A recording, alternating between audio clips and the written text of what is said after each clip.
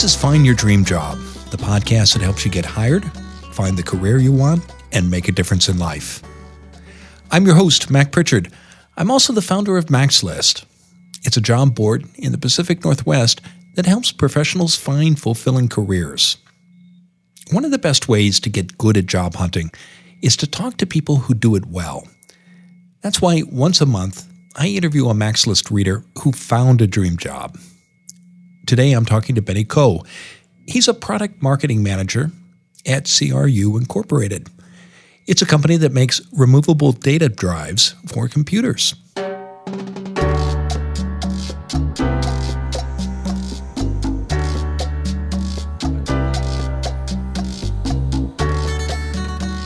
Benny Coe knows how a network can help your career. In a story you can find at maxlist.org, Benny says he landed his current job through connections, not via a job board. Benny learned about this hidden job through people he met in graduate school. Last year, Benny celebrated his first anniversary at CRU, and he joins us today from Vancouver, Washington. Benny, welcome to the show. Hi, thanks, Matt. Glad to be here. Well, it's a pleasure to have you. Now, Benny, you're a product marketing manager at CRU, and it's a company, as I mentioned, that makes removable data drives. Tell me, Benny, why do you love your job? Yeah, absolutely. I love my job for a couple different reasons. Can't list them all here. However, I'd say the top two are, one, I get to wear many different hats and I have varied responsibilities in marketing. And so it's been giving me a lot of different viewpoints on marketing. When I came out of school, I said, okay, well, advertising does not equal marketing, but what other things are there within that umbrella? And number two is the people that I work with in those roles. As I said, I have varied responsibilities. And so I work in cross-functional groups and teams. So I'm working with sales, marketing, operations, logistics teams to fulfill my responsibilities and bring value to the company. So that's really why I love my job. There's never a dull moment wearing many different hats.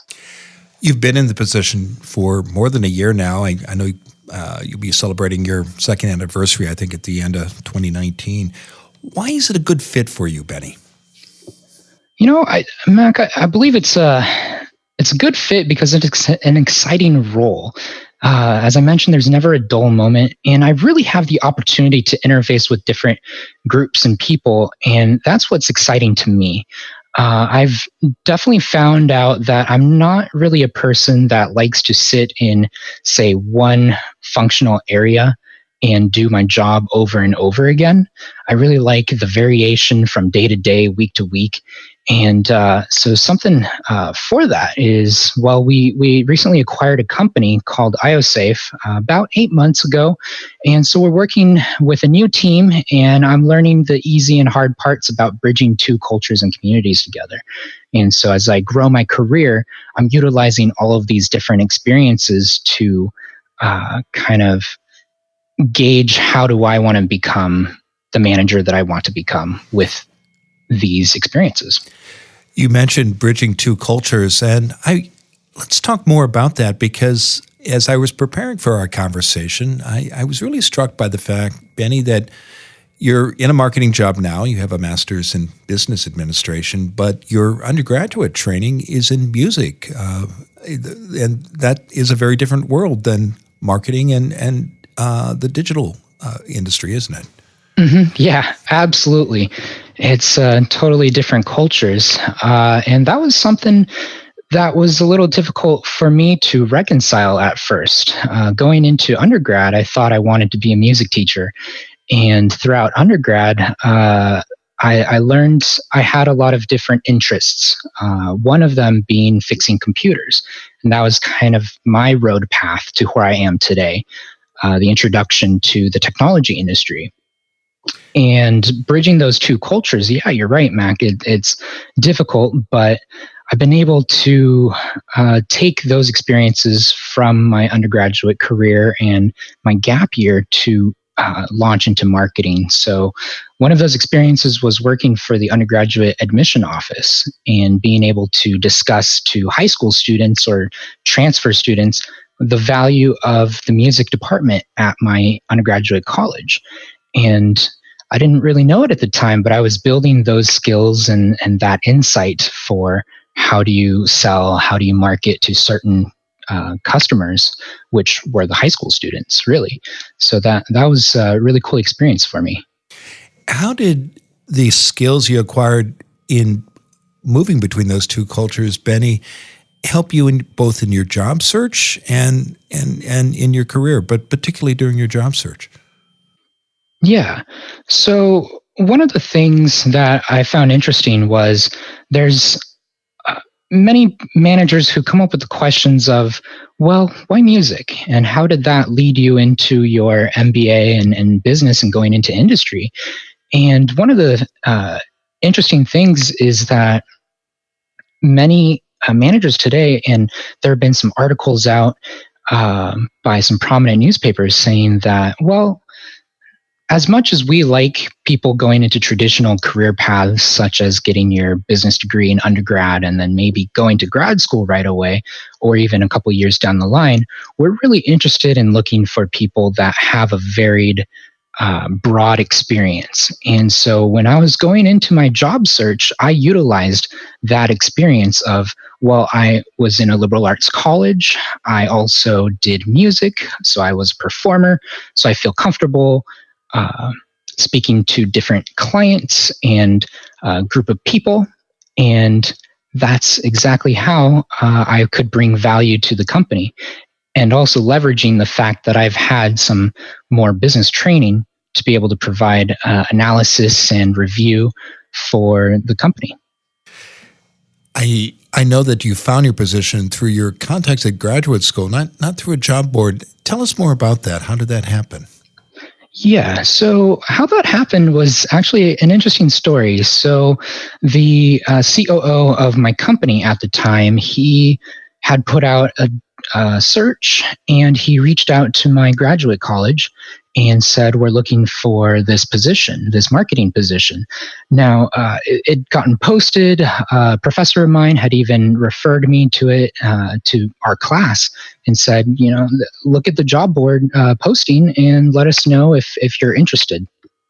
And my network really propelled me into thinking about this. This position, was a different role. As you mentioned, it was a hidden job.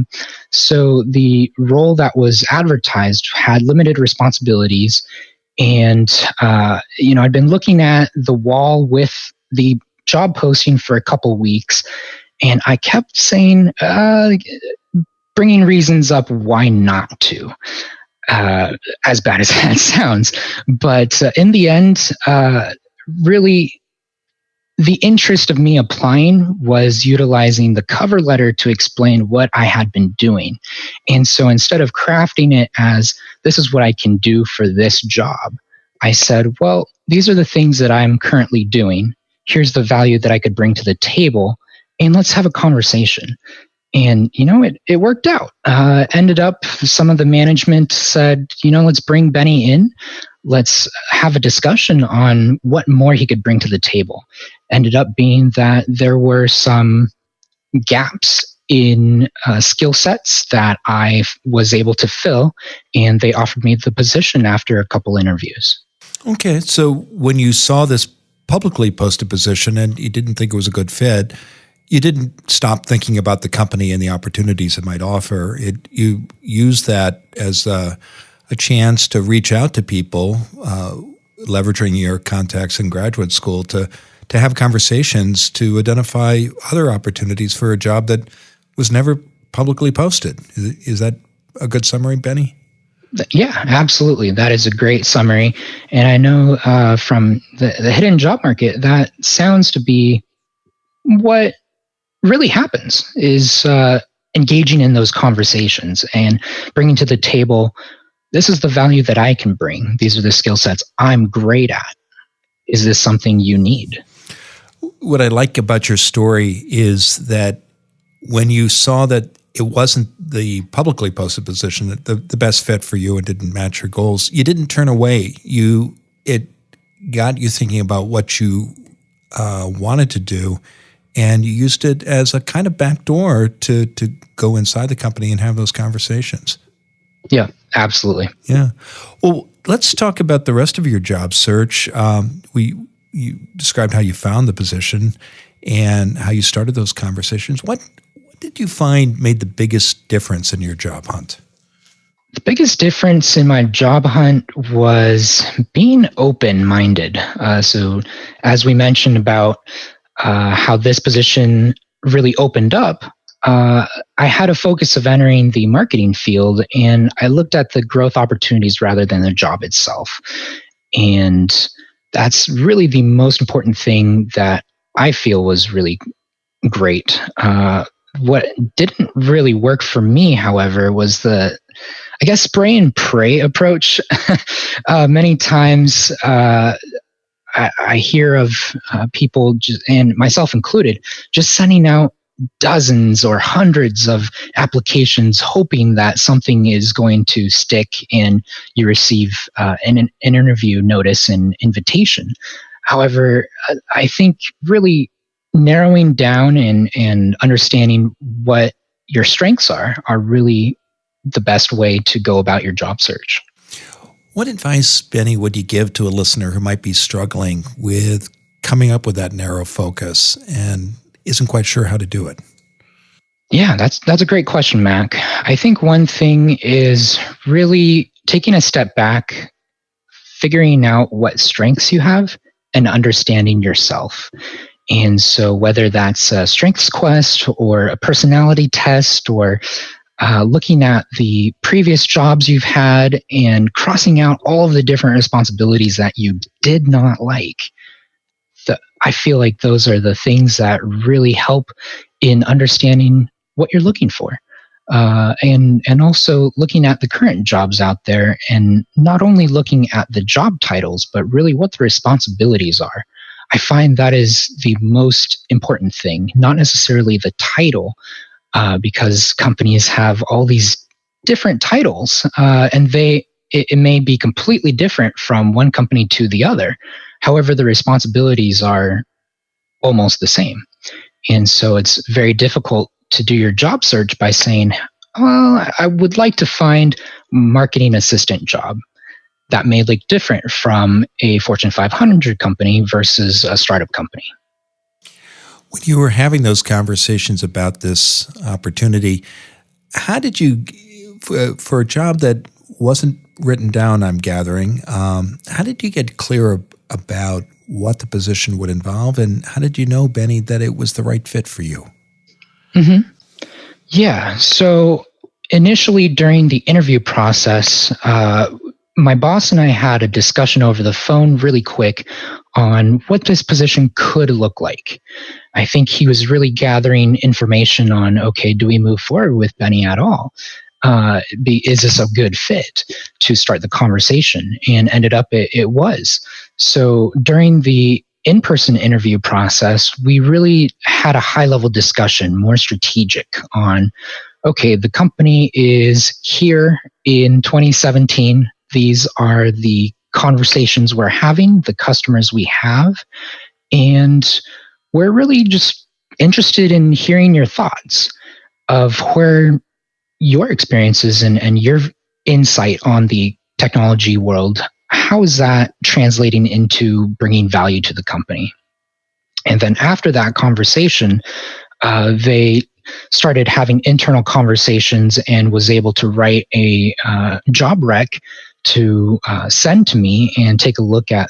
These are the responsibilities after our conversation that we would like you to fulfill. Is this something that still interests you? Is that something that is worth pursuing?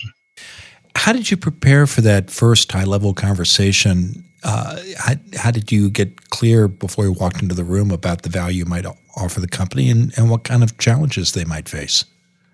Right. So I'd done a lot of research on the company, on its competitors that I thought were competitors, and also utilized some high-level thinking that I got from graduate school. So I did some SWOT analysis, which is strength, weakness, opportunities, and threats and took a look at, okay, well, if I was sitting in this company today, what do I think they bring to the table? And what do I think are out of our control? And I started there. In your article for our website, Benny, you talked about how your search went on for a period of time, and there was a challenge for you finding that balance between being productive and proactive, but also kind of taking some sanity breaks too. Tell our listeners how you did this and how you stayed focused and sane at the same time. Absolutely. Yeah. So one thing that did not help was I was relocating to the Portland metro area after my graduate school. So I did that first. That was a stressful time. But after that, I started taking a look at job boards, reaching out to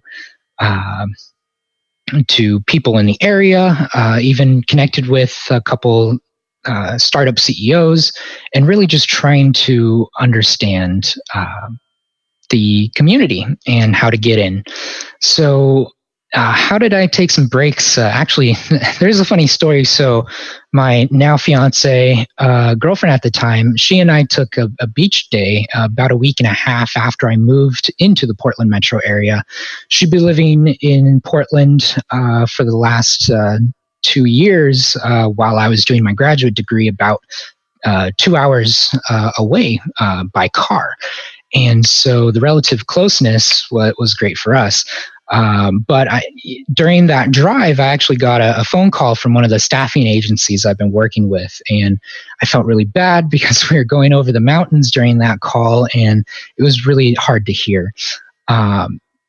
But with that story, that's how I was really balancing being proactive and also taking breaks, was saying, this is a good time to see some friends, have a social life that I haven't really had in a while, and then also connecting with recruiters in the area that could really help extend my reach to be able to find those nuggets of job opportunities.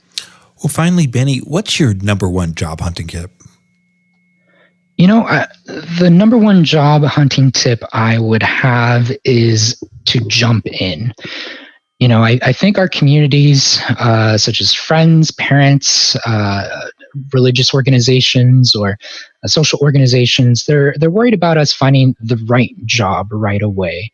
And to a little contrary belief, but I think it's about knowing what you don't want to do.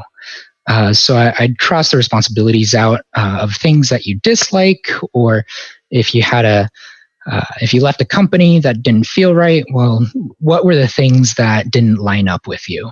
You'll eventually find the right job for what you offer. But in the meantime, I'd say volunteer or find a survival job, something that's going to get you by, because at the end of the day, there will be translatable skills. And I think building those right away is one of the most important things. So I think the most important thing is jumping in, either volunteering or finding a job that'll get you by until you find the right one. Good. Well, thanks so much, Benny, for sharing your story. You can learn more about Benny Coe's job search by visiting maxlist.org/stories, and check out the MaxList website for dozens of other success stories. Every Friday, we add a new interview with a MaxList reader who has found a dream job. Go to maxlist.org/stories. In the meantime, thank you for listening to today's bonus episode of Find Your Dream Job.